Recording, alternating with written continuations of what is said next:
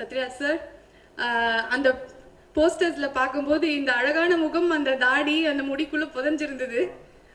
ஆனா வந்து எங்களுக்கு தெரியும் உங்களை பத்தி. லைக் என்னதான் இருந்தாலும் வந்து சத்யராஜ் சார் ஹேண்ட்ஸம். அது வந்து நான் ஏற்கனவே அடிக்கடி சொல்லிட்டு இருக்கேன். அழகான முகம் ஒத்துக்கிட்டதுக்கு பெரிய நன்றி. முதல் விஷயம், இது வந்து ஒரு நேரடியான தமிழ் படம். தயவு செய்து யாரும் டப்பிங் படம் நினைச்சுக்காங்க. அதுதான் மிக முக்கியமான விஷயம். எல்லா ஷாட்டும் 2 தடவை எடுத்த படம், ஒரு நேரடியான தமிழ் படம். அதுதான் இந்த படத்தினுடைய மிக முக்கியமான ஒரு விஷயம். இப்போ சில பேர் சிரிக்க வைக்கிறதுக்கு படம் எடுப்பாங்க, காமெடி படம். அழ வைக்கிறதுக்கு படம் எடுப்பாங்க, சோக படம். கை தட்டுறதுக்காக படம் எடுப்பாங்க, ஒரு கமர்ஷியல் படம். சிந்திக்கிறதுக்காக படம் எடுப்பாங்க, ஒரு லைக் ரத்த கண்ணீர், பராசக்தி, எங்க அமைதிப்படை, அது மாதிரி. வாயை புழக்கிறதுக்காக ஒரு படம் எடுக்க முடியுமா? அதுதான் பாகுபலி. இது வந்து இப்போ படம் ஆரம்பிக்கல ஆடியன்ஸ் அப்படி உட்கார்ந்ததுதான் 2.5 மணி நேரம், எவ்வளவு நேரம்னு தெரியல. அப்படி ஒரு நீங்க இந்த இதுல பார்த்துருப்பீங்களே, இதனுடைய ப்ரிப்பரேஷன் என்ன அப்படிங்கிறது வந்து அதை பார்த்தாலே தெரியும். உண்மையிலேயே இப்படி ஒரு படத்தில் நடிக்கும் வாய்ப்பு மறுபடியும் எனக்கு கிடைக்குமா தெரியல. கிடைக்கும், மறுபடியும் ராஜமௌலி சார் அந்த மாதிரி ஒரு படம் எடுத்தாருன்னா கிடைக்கும்னு நினைக்கிறேன். ரொம்ப மதன் கார்கி சார் சொன்ன மாதிரி ஒவ்வொரு விஷயத்திலையும் ரொம்ப தெளிவாக இருக்கிற ஒரு டைரக்டர். அதுதான் இந்த அவருடைய படம் இந்த அளவுக்கு வர்றதுக்கான அதுதான் முக்கியமான காரணம். And sir, MGR sir, Sivaji sir அவங்களோட சரித்திர படங்கள் வந்து நாங்கள் பார்த்துருக்கோம். அவங்களோட டயலாக்ஸ் எல்லாம் நீங்கள் வந்து படங்களில் பேசியிருக்கீங்க. இப்போ நீங்கள் ஒரு சரித்திர படம் பண்ணும்போது எப்படி இருந்தது? எனக்கு அது ஒரு நீண்ட நாள் கனவு. நான் கதாநாயகனா நடிச்சிட்டு இருந்தப்போ புரட்சி தலைவருடைய 1000ல் ஒருவன் மாதிரி, நாடோடி மன்னன், அடிமை பெண் மாதிரி நடிக்கணும்னு ஆசைப்பட்டேன். கொஞ்சம் வயசானதுக்கு அப்புறம் பாரதி ராஜா சார் சொன்னாரு, உங்களை வச்சுட்டு உமர் முக்தார் மாதிரி ஒரு படம் எடுக்கணும் சத்யராஜ் அப்படின்னாரு. இதெல்லாமே ஒரு கனவாவே இருந்தது. இப்போ அந்த கனவு வந்து நனவாயிருச்சு. அது வந்து ஒரு சரியான டைரக்டர் கிட்ட நனவாயிருக்கு. அதாவது எந்த அளவுக்கு அவர் கீனா இருக்காருன்னா, மதன் கார்கி சார் சொல்லிட்டாரு, இதெல்லாம் பார்த்துட்டீங்க. முதல் நாள் ஷூட்டிங்ல ஒரு வசனம் பேசிட்டு வர்றேன்.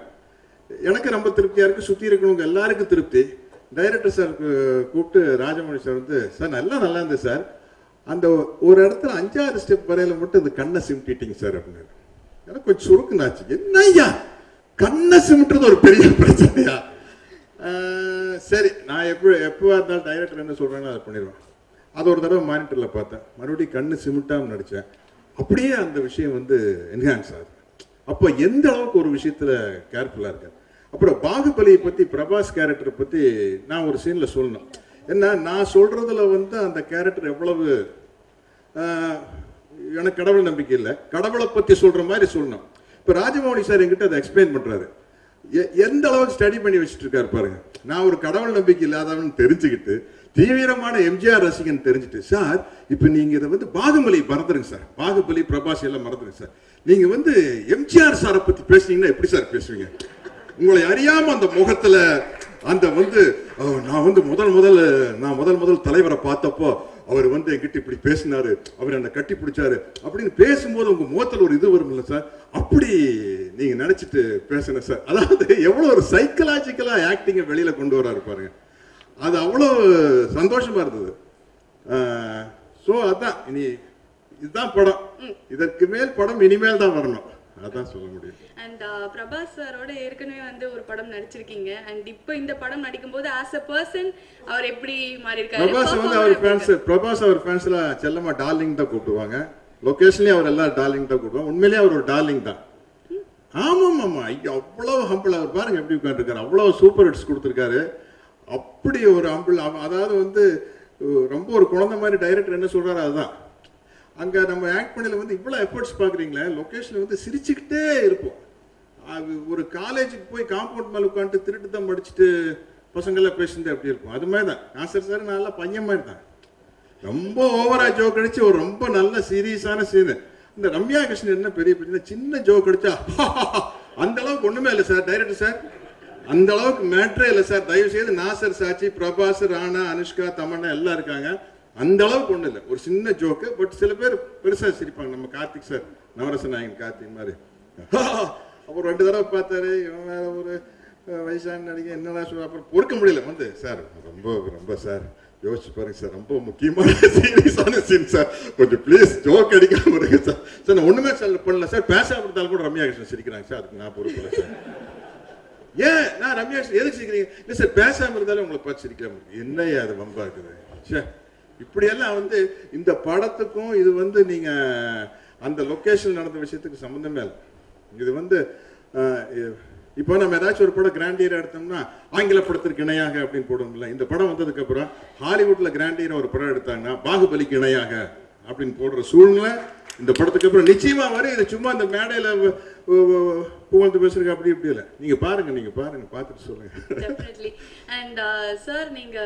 அப்புறம் முக்கியமா ப்ரொடியூசரை பற்றி சொன்ன ஒரு நல்ல ஜோக் பிரபாஸ் சொன்னார் பாத்தீங்களா? செலவு ஜாலியா ஒரு மூலையில் உட்காந்து அவர் பாட்டுக்கு சிரிச்சிட்டு இருப்பாரு. பிரபாஸ் சொல்வார், சார் அவர் பாருங்க சார், வேற யாரோ படம் எடுக்கிற மாதிரி இவர் வேடிக்கை பார்க்க வந்த மாதிரி உட்காந்து இவ்வளவு செலவை என்ஜாய் பண்ணிட்டு உட்காந்துருக்காரு பாருங்க சார் அப்படின்னு. ஸோ இப்படி ஒரு டீம் அமைச்சது எல்லாரும் கெட்ட பாருங்க.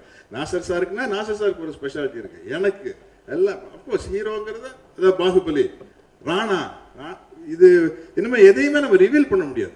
அவ்வளவு நீங்க பார்க்காத அனுஷ்கா, பார்க்காத தமன்னா, பார்க்காத ரம்யா கிருஷ்ணன், பார்க்காத நம்ம சுதீப், அப்படி ஒரு விஷயம். கேமராமேன் சாபி சீரியல்ல இன்னொரு ஹீரோ தான். நான் ஹைதராபாத் ஏர்போர்ட்ல வந்து ஒருத்தர் பார்க்குறேன். அவர் வந்து சார் நானும் கோயம்புத்தூர் தான் சார். சரி சார், ஹைதராபாத்ல எங்கேயாச்சும் கம்ப்யூட்டர் சென்டர்ல வேலை செய்யறீங்களா? இல்லை சார், வேறங்க நான் இந்த பாகுபலியில் தான் வேலை செய்யறேன் சார். பாகுபலி இல்லையா? என்ன வேலை செய்யறேன் நான் உங்களுக்கு பார்த்தது இல்லையா? இல்லை சார், நாங்கள் இந்த ஸ்கெட்ச் சீன் கிரியேட்டர். என்னன்னே தெரியலீங்க. இப்போ நீங்க ஷூட்டிங் பார்த்தீங்கன்னா ஒரு லைட் இருக்கு, ரிஃப்ளெக்டர் இருக்கும், கேமரா இருக்கும். இது அப்படி இல்லை. ஷூட்டிங் ஸ்பாட்ல வந்து ஒரு புல்டோசர் ஓடிட்டு இருக்கும், அந்த பக்கம் ஒரு பெரிய பிளேன் ஏதோ டேம் கட்டுற மாதிரி, அந்த பக்கம் ஒரு கேமரா லைட். என்னங்க இது? Hats off. ஓகே, இவ்வளவு விஷயங்கள் வந்து சொல்றீங்க, எங்களுக்கு பயங்கர ஆர்வமா இருக்கு படம் பார்க்கணும் அப்படின்னு. அந்த ஆர்வம் வந்து அப்ப நடிச்சவங்களுக்கு எவ்வளவு, உங்களுக்கு ஆர்வம் தான், நடிச்ச எங்களுக்கு எவ்வளவு ஆர்வமா இருக்கும். அண்ட் ராஜமௌலி சார் கிட்ட நீங்க அப்சர்வ் பண்ண ஒரு ஸ்பெஷாலிட்டி என்ன அவரோடது? ஸ்பெஷாலிட்டி என்ன, நம்ம வாழ்க்கையில வெற்றி அடையணும்னா அந்த ப்ரிப்பரேஷன் ரொம்ப முக்கியம். நீங்க வந்து ஒவ்வொரு செகண்ட் டென்ஸ்டா இருந்தா உங்க ஆயுஸ் தான் குறையும். இது ஒரு படம் எடுத்தோம்னா எவ்வளவு 20-25 வருஷம் வயசுல குறைஞ்சு போயிடும். பட் வெல் ப்ரிப்பேர்ட் அதுதான் வந்து இப்ப நீங்க பார்த்தது. எல்லாம் ப்ரிப்பேர் பண்ணி வச்சுட்டு ஒரு எனக்கு வந்து ஒரு ஒரு ஜாலியான காமெடி படத்தில் நடிக்கல என்ன ஸ்டைல். இப்போ நடிகன் மாதிரி ஒரு படம் கவண்டமணியான் கூட நடிக்கிறேன், மாமன் மகன் மாதிரி. அதில் என்ன ஸ்டைல்னா அவ்வளோதான் எங்களுக்கு ஸ்டைல். அது காரணம் வந்து ஃபுல் பாரத்தையும் வந்து அவர் ராஜமௌலி சார் அவர் தோளில் தூக்கிட்டாரு. அதை வெல் ப்ரிப்பேர்டு, நல்ல ப்ரிப்பரேஷன்ஸ் பிரமாணமாக பண்ணி முடிச்சுட்டு அவரு ரொம்ப ஜாலியாக இருப்பார். அவர் எங்களை விட மோசமாக இருப்பார். அதான் அவ்வளோ ஜாலியாக இருப்பார். Okay, thank you so much sir. உங்களோட எக்ஸ்பீரியன்ஸ் ஷேர் பண்ணதுக்கு ரொம்ப ரொம்ப நன்றி. அண்ட் இந்த படம் வந்து உங்க எல்லாருக்கும், நம்ம டீமுக்கு, நம்ம தமிழ் சினிமாக்கு, இந்திய சினிமாக்கு அண்ட் உலக சினிமால இந்த படம் தான் அப்படின்னு பெரிய பிரபாஸுக்கு தான் பெரிய பிரச்சனை.